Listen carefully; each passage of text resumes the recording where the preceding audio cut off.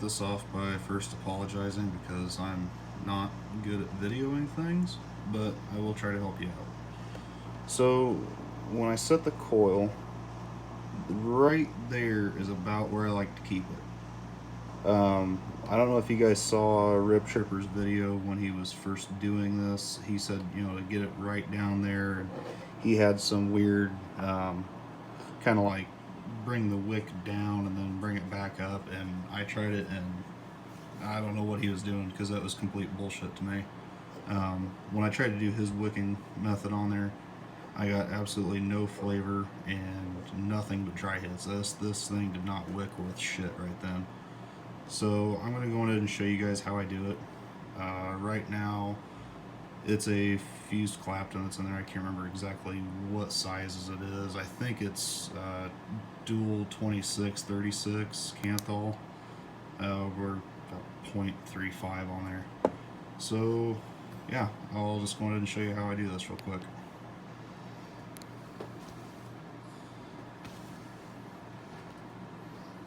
So one thing with this is less is more with this particular tank. There's not a whole lot of cotton there. I mean, it's really thin. Cotton Bacon Prime is really all I use in this thing. I had used Cotton Bacon V2 in it, and I'd used the Japanese organic pads. They didn't really seem to wick very well.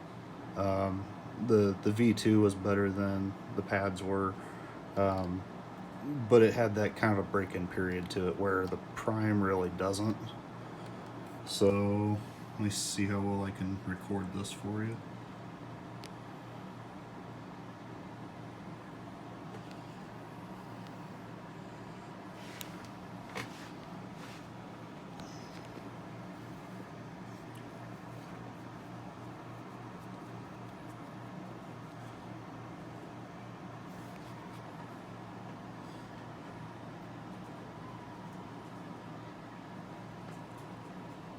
So one thing I've also found with this is you get kind of a good feel for it.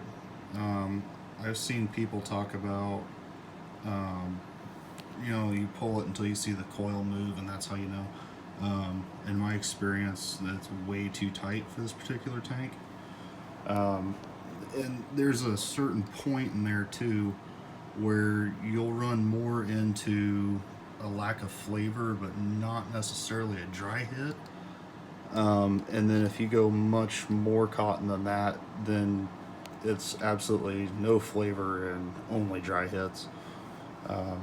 So right there looks to be about right. And then when I go to cut this, you can see the juice port right there. I will bring that down, and I don't try to pack the juice port because it just doesn't seem to wick as well, especially at higher wattages, which I'm not really running this at too high of a wattage, just because it's a 0.35. It's just a single coil. I mean, I've done dual coils and shit in this thing with, you know, we're running 0.11, 0.12 ohms. And it's just too much for this tank. That's not what this thing was made for at all. So, and I don't know if you guys have bothered to get the extra decks for this. They're kind of a waste of time to me. I got one. It was the postless one, dual coil, and the juice ports in that thing were just complete trash. It couldn't keep up for anything. And this thing wicks way better than that other deck does. So right there, we've got this all set up, pretty much ready to go. So we're just going to go ahead and comb this out real quick. You know, and it's one thing, I don't do this with an RTA necessarily, because I really don't see any reason to. You're dripping directly onto it. Whereas this, you need the extra wicking ability. So just kind of comb that out. get all the little broken fibers out of there, kind of get everything going the same direction real well. Come back in here and cut that. We'll just trim that there off, trim that off, and I apologize about my hands. They are as clean as I can get them. I've been a mechanic for the last 10 years, so I'm pretty used to it. Now see, that to me is just a little bit too low for the cotton, so we'll just take a little bit more off of that. There, that looks about right. Because you don't necessarily want it to touch the bottom. Yeah, right there. You see that little gap? I don't make it come down and actually touch. If I can keep it right above that, that's where it seems to wick the best, and I don't run into leaking issues. And it also really increases the flavor output of this particular tank. So I'll just get this other side ready to go as well.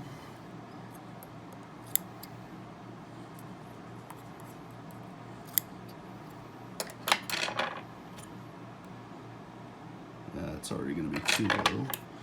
Let's come back in. And I apologize if this is a little redundant. I'm sure you guys are well aware of how to build and stuff, but I told you I would send you a video of how to do this, and I keep my word with that, so that's just what I do. And another thing, a lot of people try to run 50-50, 60-40, 70-30 in these. Right now, I've got Hit That Cookie from Mike Vapes. This is actually an 80-20, and it wicks it just fine. So just go ahead and kind of coat the top of that.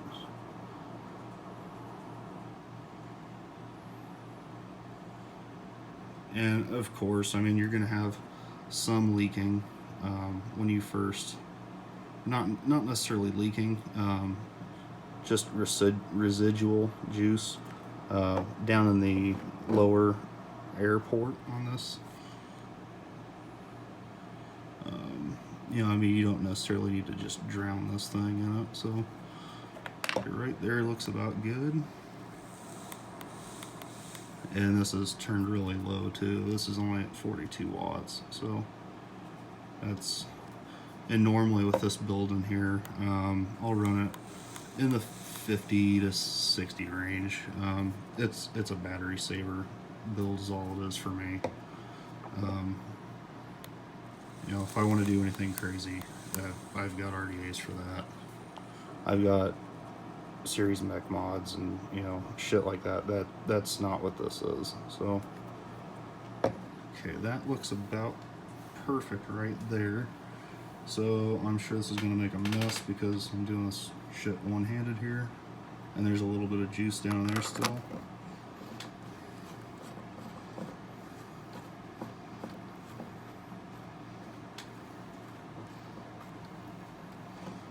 And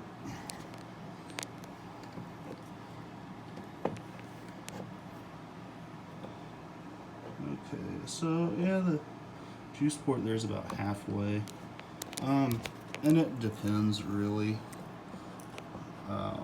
as far as how I want to build this.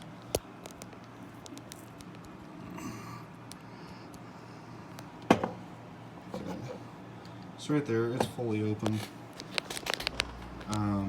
Normally I do close it off, but this is just kind of a, well, I guess a tutorial, or just basically sharing information with you.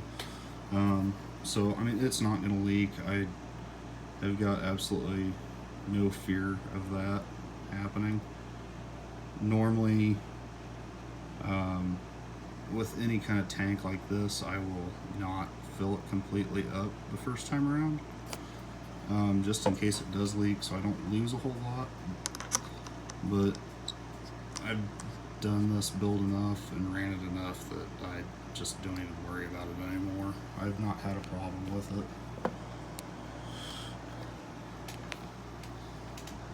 So, yep. Yeah, and there's that little bit of residual I was telling you about, which there was still some juice in this tank too. That's definitely not a leak right there. Just a moment.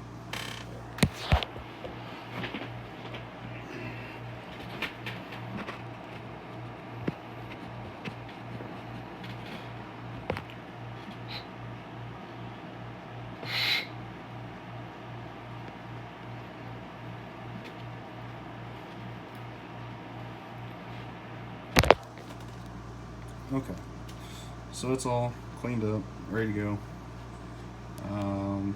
Yeah, so that is how I do it. And you know, like I said, if you're getting a lack of flavor, this top airflow is a complete fucking gimmick.